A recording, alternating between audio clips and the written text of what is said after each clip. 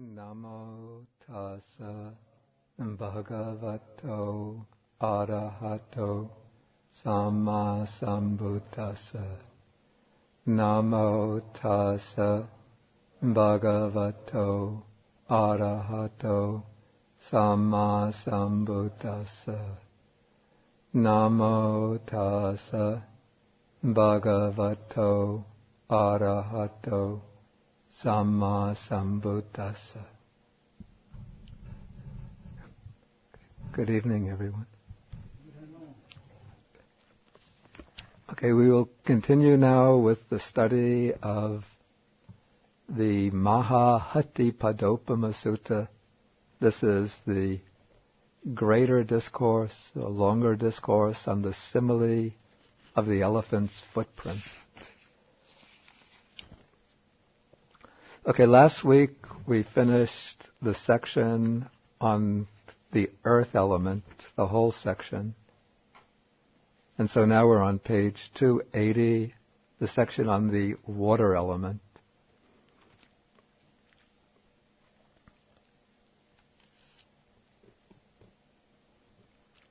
Okay, so now Venerable Sariputta explains that the water element can also be either internal or external. And you remember what I explained, that at the philosophical level, the water element is the quality of fluidity or liquidity, and is also understood as that aspect of material phenomena which is responsible for cohesion, for the binding of material particles together. We can call it the cohesive property of matter. But this particular property or characteristic of matter becomes manifest or shows most distinctly in what we call fluids or liquids. And so we take as examples of the water element parts of the body that are, of the internal water element, parts of the body which are fluids or liquids. So what are some examples of this? Sariputta says, whatever internally belonging to oneself is water, or we would say liquid, liquidish, and clung to organic. That is bile, phlegm, pus, blood, sweat, fat, tears, grease, spittle, snot, oil of the joints, urine, or whatever else internally belonging to oneself is water, liquid, liquidish, and organic. This is called the internal water element.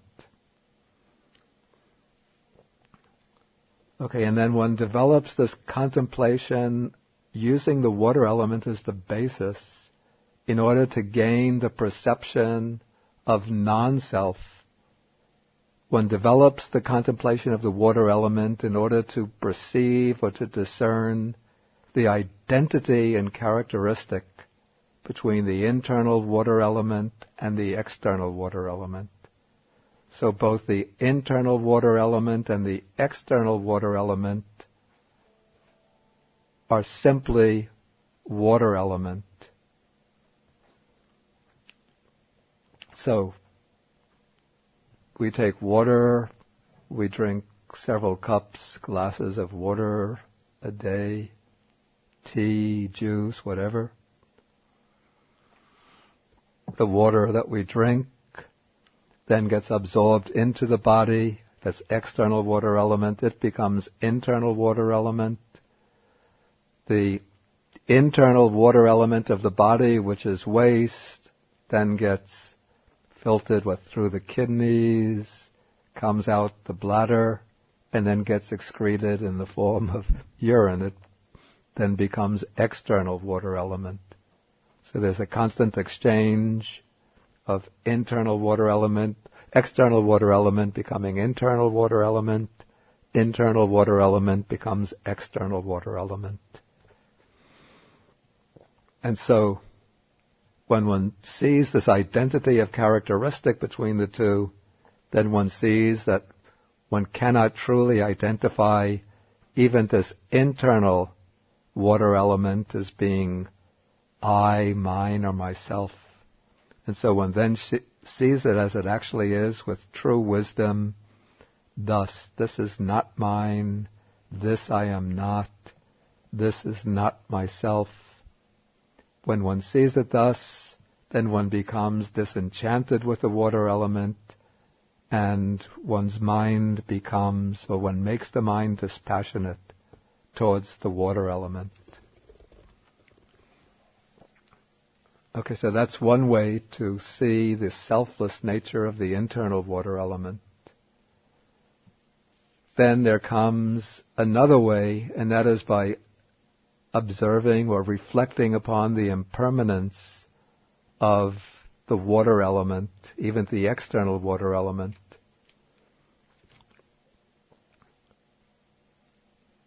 And this is given in terms of the next passage. This is describing a great flood that's supposed to take place sometime in the future, and then the drying up of the waters when this is supposed to be the time of the destruction of this world system. Okay, there comes a time when the external water element is disturbed, then it carries away villages, towns, cities, and districts and countries and so on.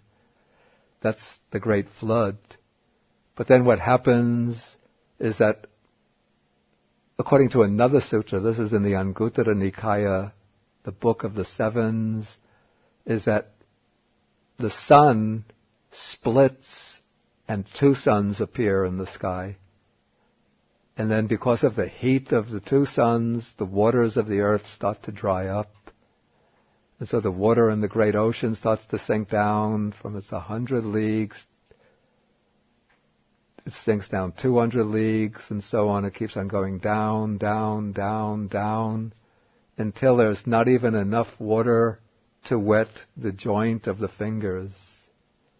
And then even that water, that little residue of water, even that dries up, and all of the water on the earth eventually dries up.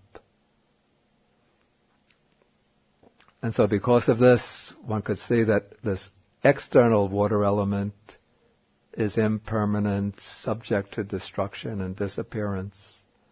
So what can be said of the water element in this body, this impermanent body? That too is impermanent. So there can one cannot consider the water element in this body, this transient body, which lasts just 70 or 80 years. One can't consider this as being I, mine, or I am. Okay, paragraphs 13 to 15, these are developed on the same pattern as the paragraphs 8 to 10 based on the earth element. So we don't have to explain that in detail here. Then we pass on to the fire element. This too can be internal or external. Okay, what is the internal fire element? Whatever internally belonging to oneself is fire, fiery, and organic. Then this is explained as that by which one is warmed. Okay, that's readily understandable. This is the natural heat of the body temperature in a normal person, 98.6, roughly 98.6. That by which one ages and is consumed. This maybe is a little obscure, but according to Indian physiology, it is the heat in the body that causes the body to manifest the signs of aging. It's the heat element in the body. And maybe we could see some indication of this if we have fruit and we leave the fruit out on a hot day. the fruit will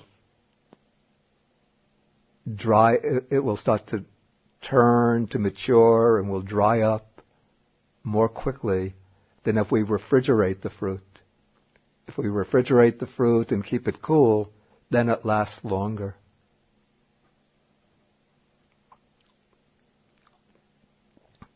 And maybe vegetation as well. In cool climates, the vegetation will keep fresh, but when the sun is very strong, then the vegetation is seen to dry up and wither.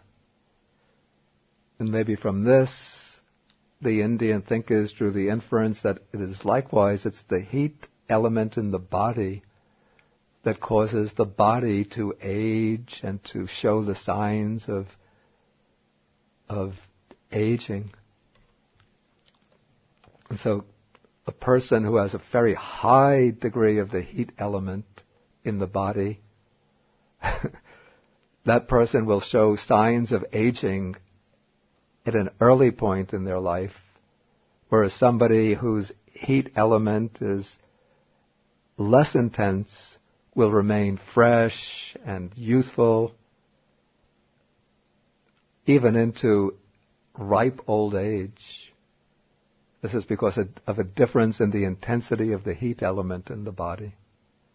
So if one can keep the heat element under control, then one's body will remain more youthful and more vigorous up to a later stage in one's life.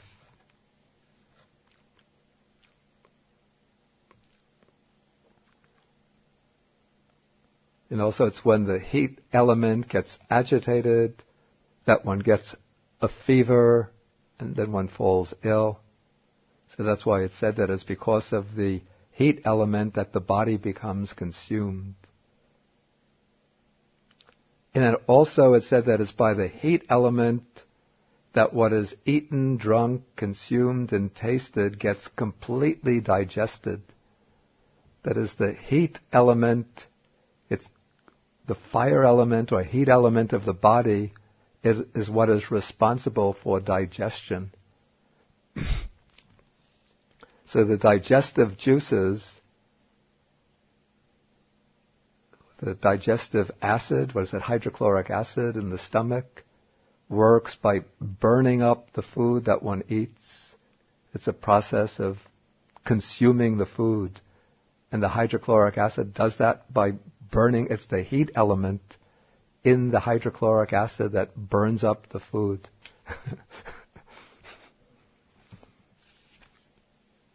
And that's how the food gets digested.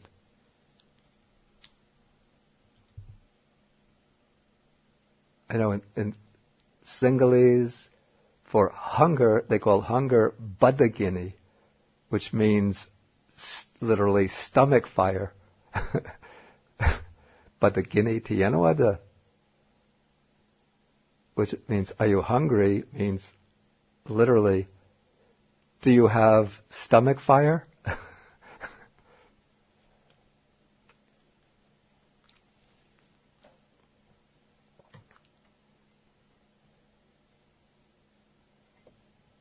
Okay, so this is part of the internal fire element. And whatever else internally belonging to oneself is fiery and clung to. This is said because there's the fire element throughout the body. Throughout the body there's some bodily heat, and that is the functioning of the fire element. And so this is the internal fire element. And this internal fire element and the external fire element are both simply the fire element. They both have the same property of heat with the same function of burning, consuming.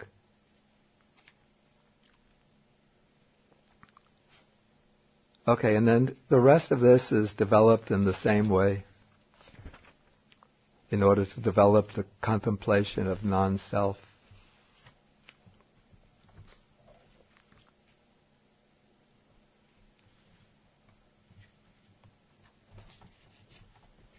And then paragraph 17, we come to a passage which describes Apparently it's describing an event which is supposed to take place when the world is being destroyed by fire. There comes a time when the external fire element is disturbed, and then it burns up villages, towns, cities, districts, and countries, and it consumes everything that it can. And then when it's burned up everything that will burn, then it uses up its fuel, and then it goes out due to lack of fuel. And then there comes a time when people try to make a fire, even using the cock's feather, feather of the cocks, or hide parings, but they have nothing, no way to make a fire anymore, because the fire element apparently has all been consumed, and now the fire element has been exhausted within this world cycle. And so it said, when even this external fire element, great as it is seen to be impermanent, subject to destruction, disappearance, and change, what can be said of this body, which is clung to by craving and lasts but a while? There can be no considering this as I or mine or I am. Okay, then paragraphs 18 to 20, these are developed according to the same pattern as paragraphs 8 to 10. Okay, then the next paragraph we come to the air element. This is the air element or the wind element. The air element has the abstract property of pressure, distension, and it's experienced as expansion and contraction. That's the way it becomes manifest in experience, as sensations of expansion and contraction. And again, according to the Buddhist analysis of matter, the air element or wind element is present in every material substance, even the very minute particles of matter. The air element is present in the form of vibration or oscillation. But the air element is most manifest in the form of winds, different winds. And so here, in explaining the air element, the internal air element, the Venerable Sariputta uses as examples the different types of winds in the body. So he says, what is the internal air element? Whatever internally belonging to oneself is air, airy, and clung to or organic. That is, upgoing winds, downgoing winds, winds in the belly, winds in the bowels, winds that course through the limbs of the body, in-breath and out-breath, and whatever else internally belonging to oneself is air, airy, and clung to. This is called the internal air element. Okay, the rest is developed according to the same pattern. And we could see how the internal air element and the external air element are in a constant process of interchange. We breathe in, we take in the air from the outside, the body absorbs the oxygen from the air and gives up its carbon dioxide. The carbon dioxide gets breathed out, becomes part of the atmosphere. Again, we breathe in, the lungs absorb the oxygen gets integrated, assimilated into the cells of the body. The cells give up their carbon dioxide and the other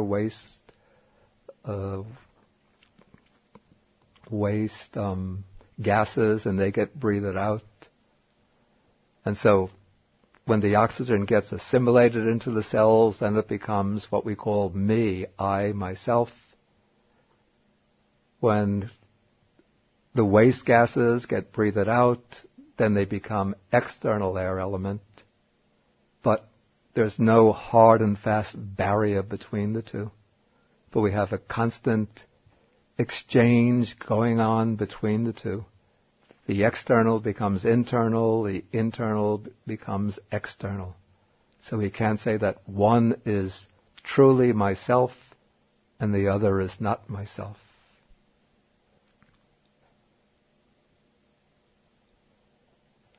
Okay, then in paragraph 22 we have another one of these accounts about the end days of the world, the destruction of the world.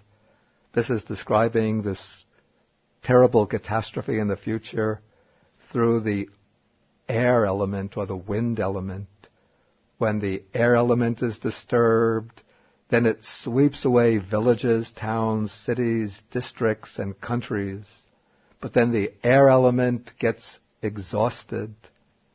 And so then there comes a time in the last month of the hot season when people have to seek wind using a fan or bellows, and even the straw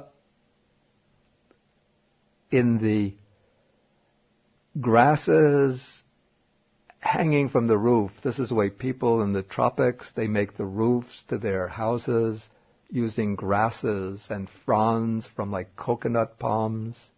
They put on the roofs, straw. And usually when the straw is hanging down, when the wind blows, then the straw will blow back and forth. But when the air is very, very still, those strands of straw won't stir. So this is now describing the scene where there's just no wind blowing at all, because the wind element has become completely exhausted. And so when this external air element is seen to be impermanent, subject to disappear during this time at one of these last stages of the world. So what can be said of this body, which is impermanent, subject to vanishing? There can be no considering this as I, mine, or I am. Okay, so then paragraphs 23, 25, this is developed on the same pattern as 8 to 10.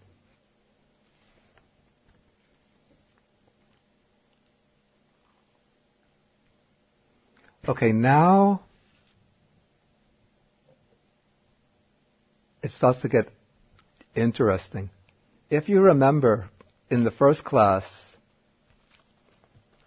I said that Venerable Sariputta, he made this distinction between the four great elements and the types of form derived from the four great elements. And so now Sariputta has already explained the four great elements, and he put the type of form derived from the four great elements aside, just to explain the four great elements. Now in paragraph 26, this is the way the commentary understands this, Sariputta is going to bring in the types of form derived from the four great elements. And he uses a simile. He says, just as when space is enclosed by timber and creepers, grass and clay, it comes to be termed a house. So too, when a space is enclosed by bones and sinews, flesh and skin, it comes to be termed, here the text uses the expression rupang, material form, but it actually really means a body. And now space is one of the types of form derived from the four great elements. And some of the suttas actually speak about space as another element. For example, Sutta number 140, the analysis of the elements, speaks about the space element.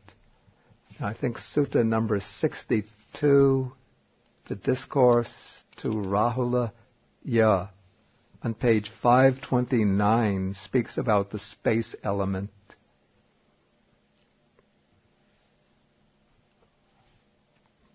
And so according to the commentary, space element is here taken to represent the form derived from the great elements.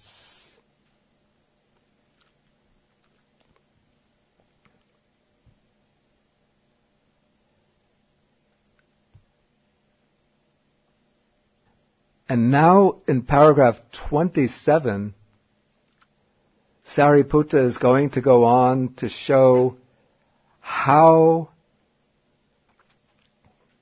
all five aggregates come into being. And last week I gave a handout which provides a schematism for this. It works this out schematically, but here we can just go through the text itself and then see how this particular pattern is developed from sentence to sentence. This is an extremely important passage because this passage is going to show how the five aggregates arise through each of the six sense bases. So this is one of the rare places within the Pali Suttas where we have these two different schemes for classifying experience. That is the scheme of the six sense bases and the scheme of the five aggregates. Usually they're treated quite distinct from each other.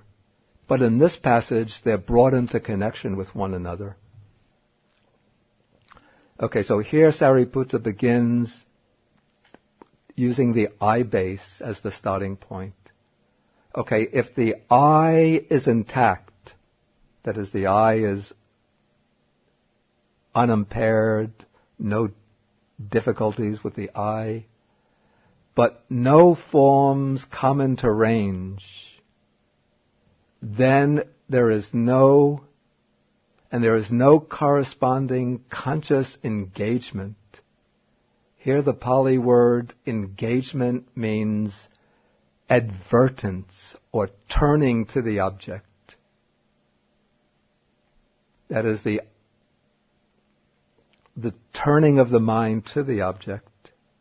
If there's no turning of the mind to the object, then there is no manifestation of the corresponding class of consciousness. That is, there's no arising of a type of I consciousness knowing or experiencing a form through the I.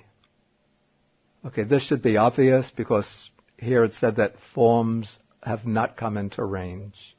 For example, if the I is intact, but one is in a completely dark room, or if one has blindfold over the eye so that one can't see anything at all, then there won't be an arising of an I consciousness. If internally the I is intact and external forms come into range, but there is no corresponding conscious engagement, that is, there's no turning of the mind to the object. For example, suppose you're sitting, listening to a piece of music, you're completely involved with that piece of music. You're sitting, say a friend of yours passes by someplace in front of you, but you're listening and so involved listening to the music that you don't even notice that friend of yours. then you won't see your friend. Because even though the form has passed by, but there's been no conscious engagement. So there's no arising of that corresponding type of eye consciousness. Okay, but now in the third place, now we come to the case when the eye consciousness will arise. When internally the eye is intact, the vision is all right, no problem with the vision of the eye. And external forms come into range. And there is the corresponding conscious engagement. Something attracts the attention of the mind. Something causes the mind to turn to that form. Then there is the manifestation of the corresponding class of consciousness. In other words, then a type of eye consciousness will arise, knowing, seeing that form through the eye. And so we have a whole experience here, which we call an experience of, we call this the class of eye consciousness. The Pali actually uses an expression vijnana bhaga, which means something like a section or portion of eye consciousness.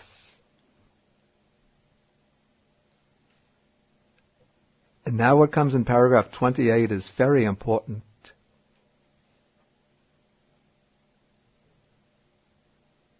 I like to change the sequence a little bit from that of the translation to follow that of the Pali. In what has thus come to be, the material form is included in the material form aggregate affected by clinging or subject to clinging. In other words, here we take as primary this expression, tata bhutassa, what has thus come to be. And what has thus come to be here is this section or class of eye consciousness. And so the section of eye consciousness is not just the eye consciousness itself, but it's like a whole portion or section of experience, which is a rather complex event. And now Sariputta is putting that complex event, that section of eye consciousness, he's putting it under a microscope, the microscope of panya, of wisdom, and seeing what is incorporated within this experience of seeing a form with the eye, which is the section of eye consciousness. Within that section of eye consciousness, which is common to being, the aspect of material form, that goes into the material form aggregate, subject to clinging.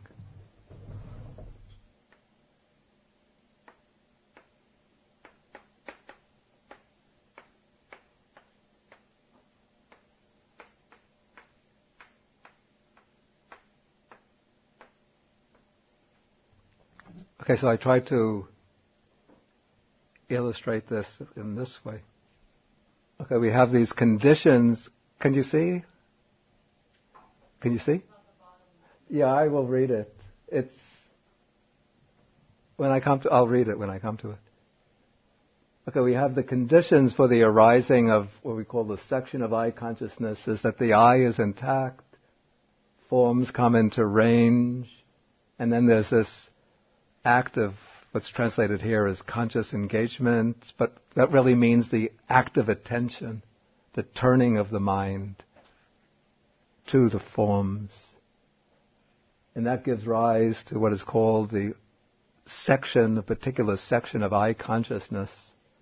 That is what is meant by what comes into being.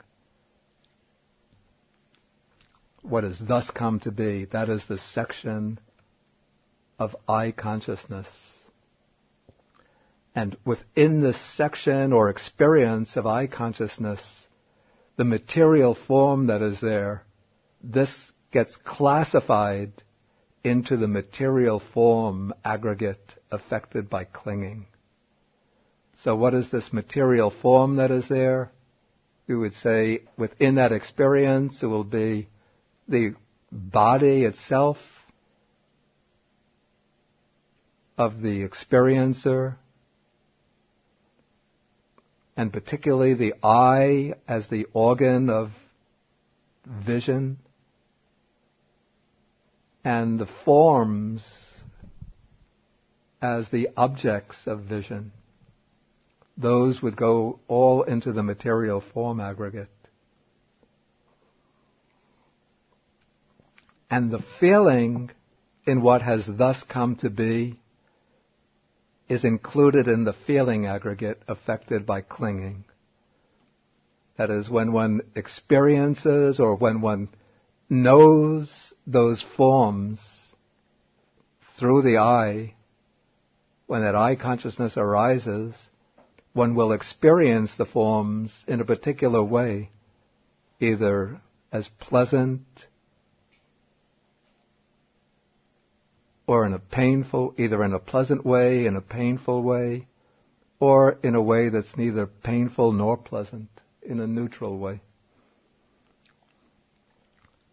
The perception in what has thus come to be is included in the perception aggregate subject to clinging. That is, within this experience there will be some perception. One perceives the form as being a particular type of form. This is the form of my friend. This is the form of a cup with a drink. That's a bird flying in the sky.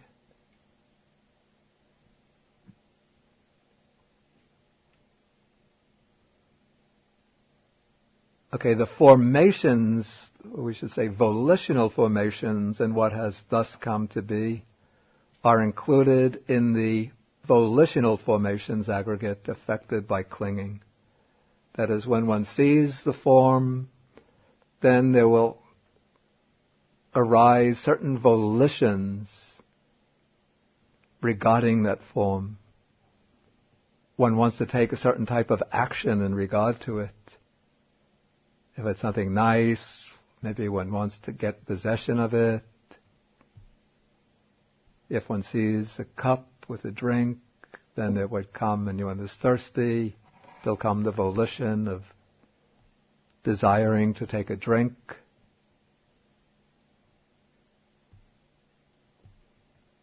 If one sees a friend, there will come a volition, maybe of going to talk to him.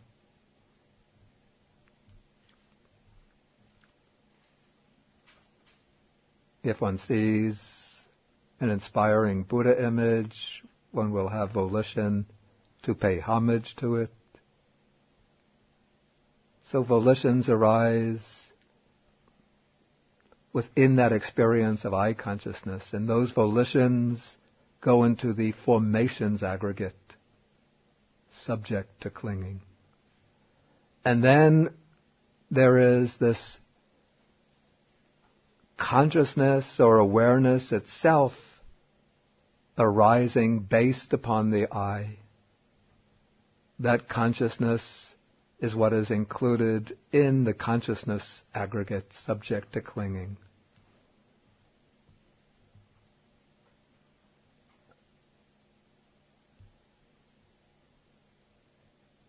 And so, though we speak about this experience as vijnana bhaga, a section or portion of consciousness, I write the Pali for that.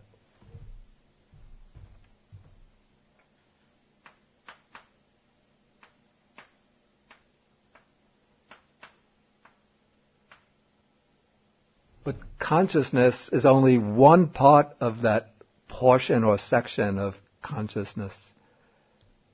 And we shouldn't think that this is a philosophical idealism which is treating everything as just a manifestation of consciousness, because the section of consciousness itself arises dependent upon the I and dependent upon forms which are not consciousness themselves. Okay, so now Sariputta says, when one reflects upon this, then one understands thus. This indeed is how there comes to be the inclusion, the gathering, the amassing of things. We say the classification of things into these 5 aggregates subject to clinging. And then he quotes the Buddha. He says, this has been said by the Bhagava, by the Blessed One. One who sees dependent origination sees the Dhamma, and one who sees the Dhamma sees dependent origination. But what's interesting, though Venerable Sariputta quotes the Buddha here as making this statement, but we don't find this statement anyplace else in the Sutta Pitaka. So this is an example of a statement that the Buddha must have made, but which has not been preserved any place else except in this quotation by Sariputta. And yet it's a statement which is extremely important because it underscores dependent origination, paticca samuppada, as the key to understanding the whole teaching. Dependent origination is the essence of the Dhamma. And to understand the Dhamma, one has to understand dependent origination. And then these 5 aggregates subject to clinging are dependently arisen. That's what Sariputta has just shown. How are the 5 aggregates dependently arisen? Because these 5 aggregates have arisen through these conditions. They've arisen through the presence of the I being intact, forms coming into range, and attention. Through those conditions, I consciousness arises. And then within that I consciousness, within that section of I consciousness, we locate all 5 aggregates.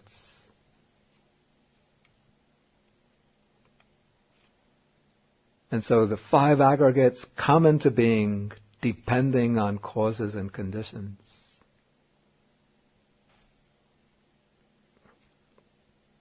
And now, what is the origin of dukkha, of suffering?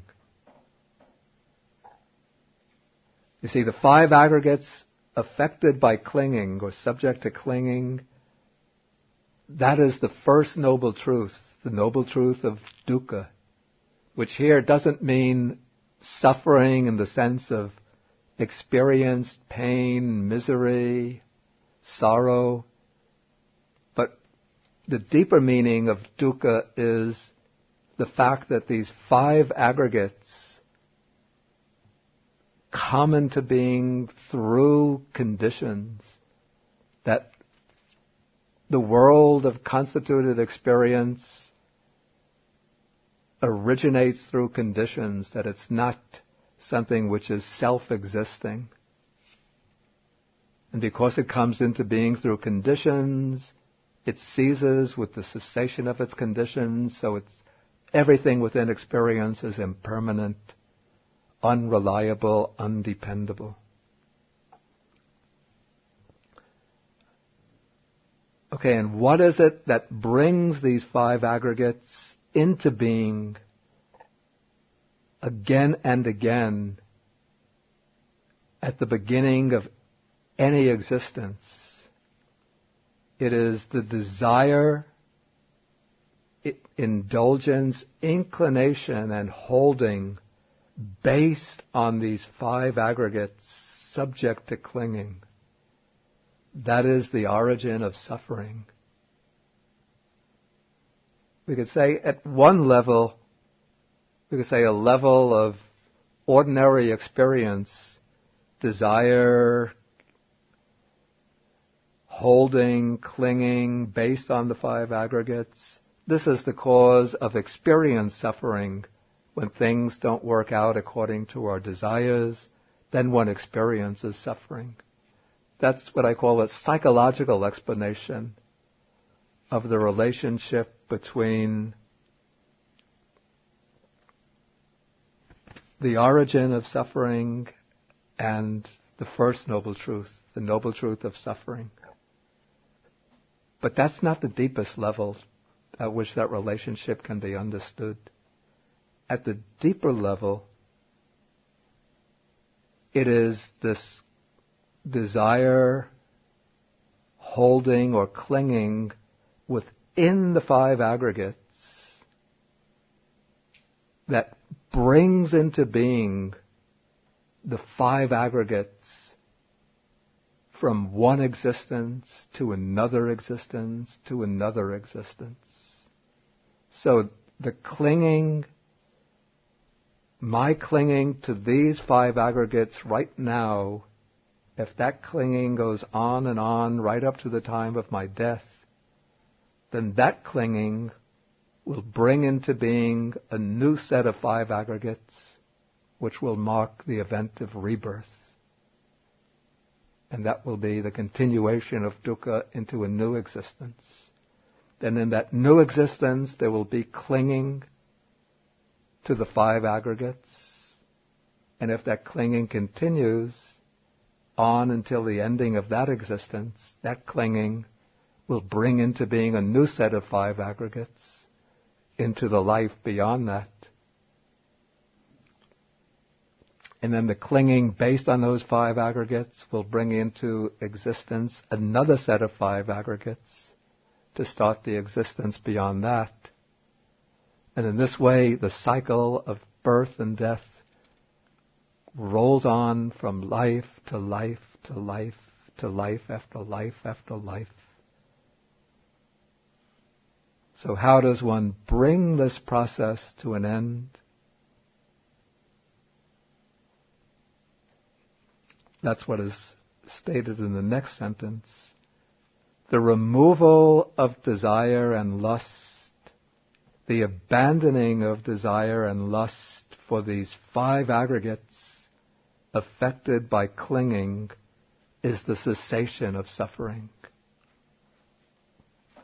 Okay, at one level, one could say one abandons desire and lust for these five aggregates, and so whatever happens to the five aggregates, there's no sorrow, no grief, no misery.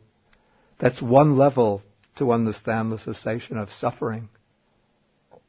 But at the deeper level, what it means is that when the desire and lust or the clinging to the five aggregates is eliminated, then when this particular set of the five aggregates comes to an end, then there's no more arising of the five aggregates in the future. The cycle comes to an end.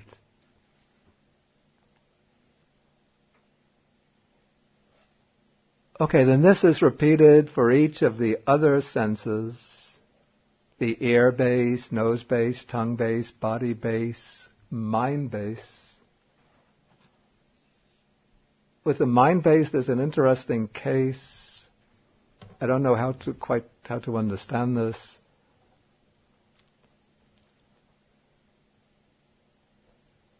It's the middle one. If internally the mind is intact and external mind objects come into its range, but there is no corresponding conscious engagement, then there is no manifestation of the corresponding class of consciousness.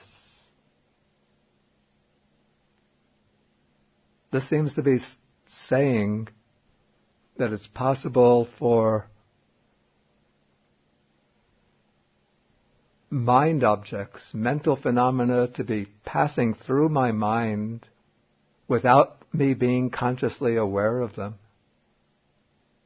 It seems almost as though, say, 2,400, 2,500 years before Freud, it's speaking almost of a subconscious.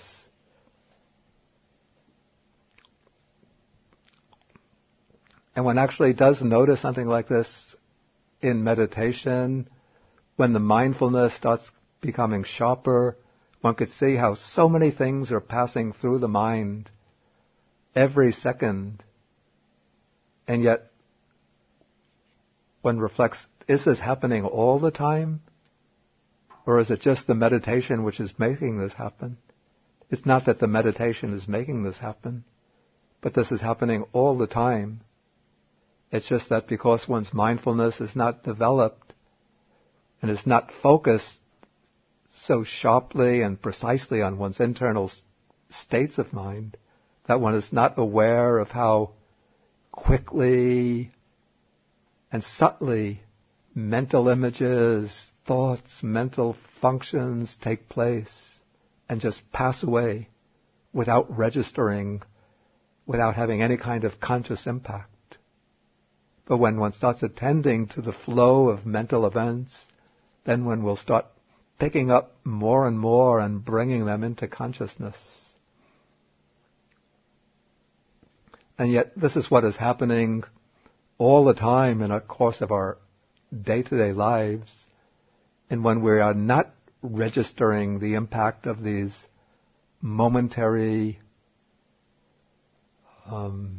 mental events, those mental events still have their impact upon our minds and our characters and subtly transform them in ways that we're not aware of. In that way, we become sort of passive victims of the workings of our own mind. But it's by strengthening and heightening the power of mindfulness, the capacity to attend to what is taking place in the mind, that we make the contents of the mind more accessible to conscious awareness, and then we have a better understanding of what is taking place in the mind, and we're better able to transform the mind.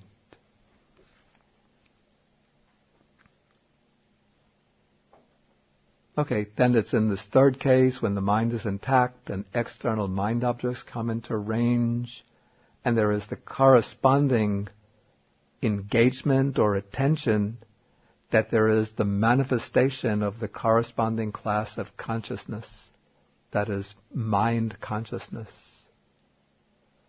And then in that mind consciousness, in the same way, we have the analysis into the five aggregates. Everything else is stated in the same way. And then Venerable Sariputta sums up each of these sections by saying, at that point too, friends, much has been done by that bhikkhu.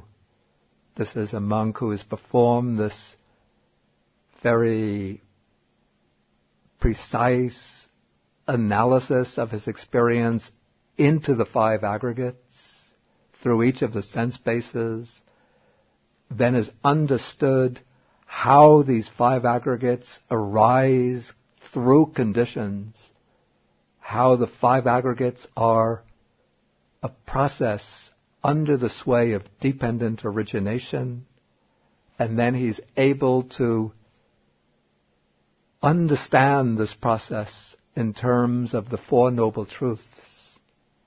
And even though the noble truth of the path isn't mentioned explicitly in the sutta, but the whole process of meditation is actually an application, we could say, of different factors of the path, especially of right mindfulness and right view.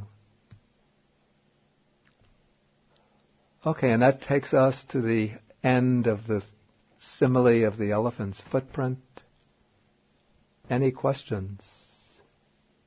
Ms. Pandit, could you please explain more about Vijnana Bhagga? Does this phrase occur in some other places in the Pali time? I think this is the only place where it occurs. Yeah. I haven't seen it anyplace else. So what is the meaning of Vijnana Bhagga? It just means that Bhaga means something like a portion or share, section of consciousness. Is this thought in the time of the Buddha or later on developed? And probably when people compiled the sutta and then arranged, so this thought is... I think this is pretty early. We'd have to compare with the Agama version to see whether there's a corresponding term there. We also have to remember this is Venerable Sariputta speaking, so he uses words which would not be exactly the same words that the Buddha uses.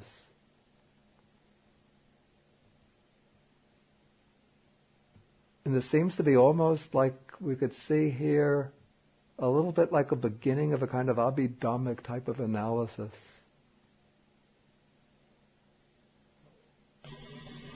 Is it possible that some followers that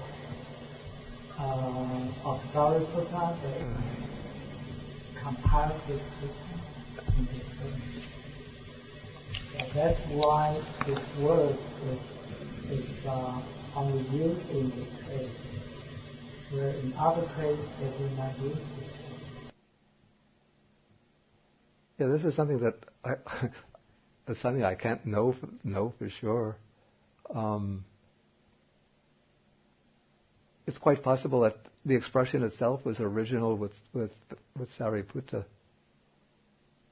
and that it occurs only in the sutta because this is a sutta spoken by him. Just like this particular mode of analysis, one doesn't find in any other sutta.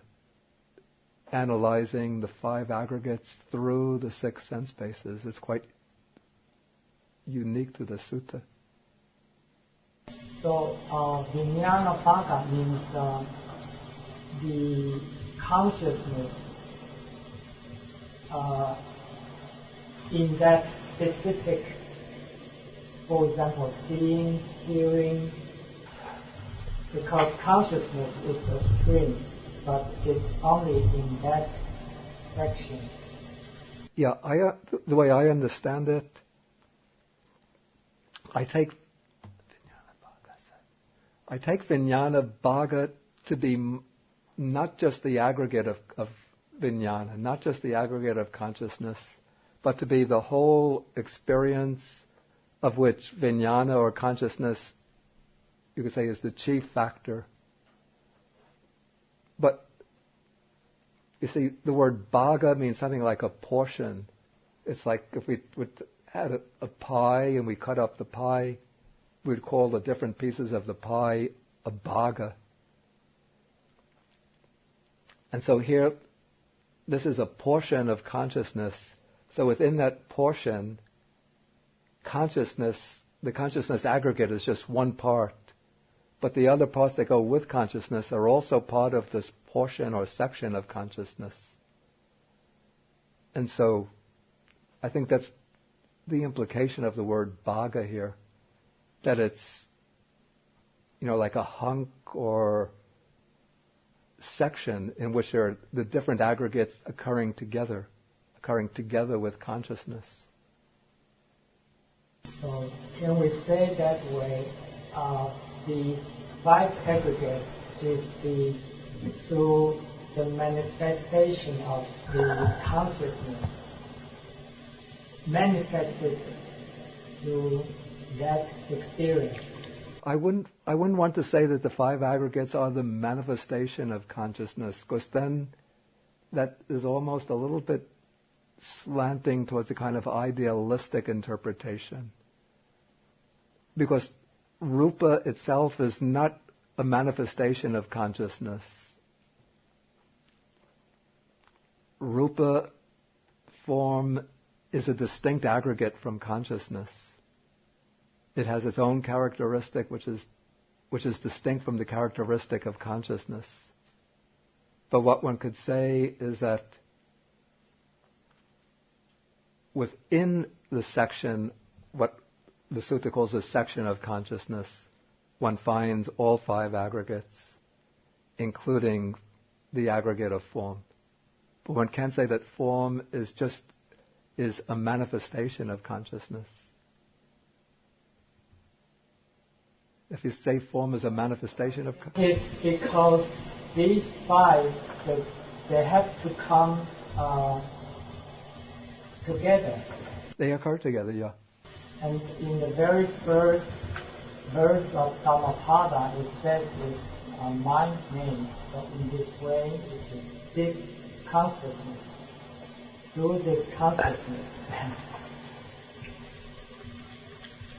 So then the five aggregates at every moment is different. It's always changing. Yeah. Yeah, but still one can't reduce them to consciousness. Another question, how do you understand that the clinging of consciousness at that moment? The clinging of form, I think, is easier to understand because it's consciousness clinging to it. But how come consciousness clinging to itself at that moment? The clinging is not, at the very moment that the consciousness arises, there's not necessarily clinging there. The clinging will arise, as I understand it, only when one experiences something and then one relates to that with desire and attachment. Or present, even present. But it's when the desire and attachment arise that it's called clinging. But this is called, when it's called the consciousness aggregate subject to clinging. Vijnana upadana khandha, it means that this aggregate can be taken as an object by clinging. It doesn't necessarily mean that there is clinging occurring within that aggregate of consciousness. Otherwise it would just be clinging occurring all the time, which is not the case.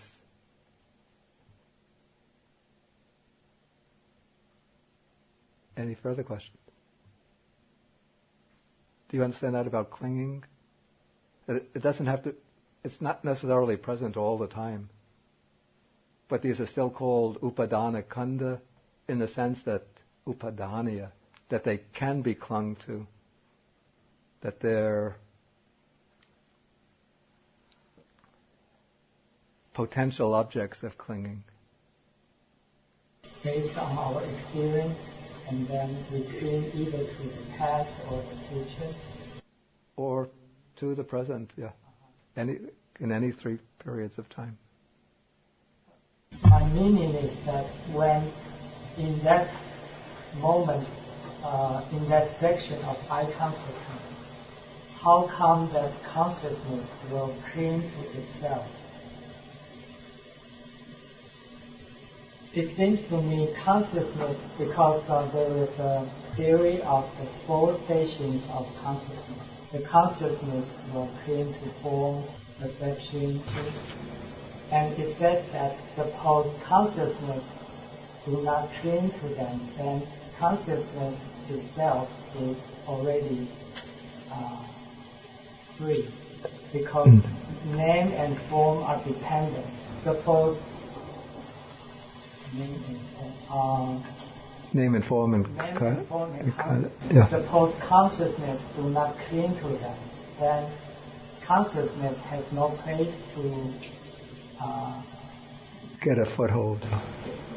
Then it's liberated. So then that's my question. How come that in that particular experience, how come we say that consciousness will cling to itself? It's just some texts speak about that when consciousness is not clinging to any of the four aggregates, then it's liberated. But there are some texts which also speak about consciousness clinging to consciousness. But it seems that consciousness cannot cling. The act of consciousness which is clinging cannot cling to itself at the same time. So it's clinging to consciousness in the past or in the future. Okay, then I think we have to stop now.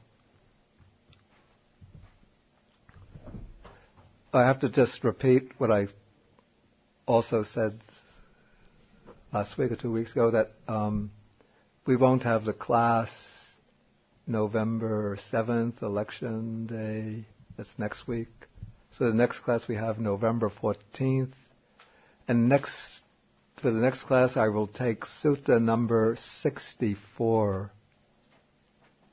This is the Maha Sutta.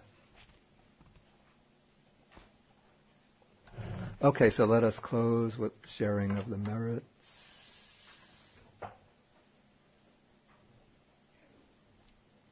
Akasata chabumata deva naga mahitika punyantang anumoditva chirang rakantu sasanang.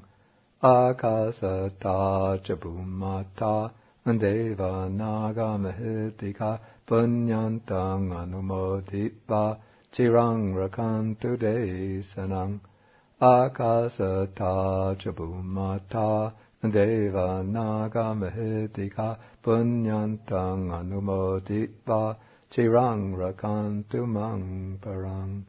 Etavata cha amhehi sampadang punya sampadang sabbe deva anumodantu sabba sampati siddhya. Etavata cha amhehi sampadang punya sampadang sabbe bhuta anumodantu sabba sampati siddhya.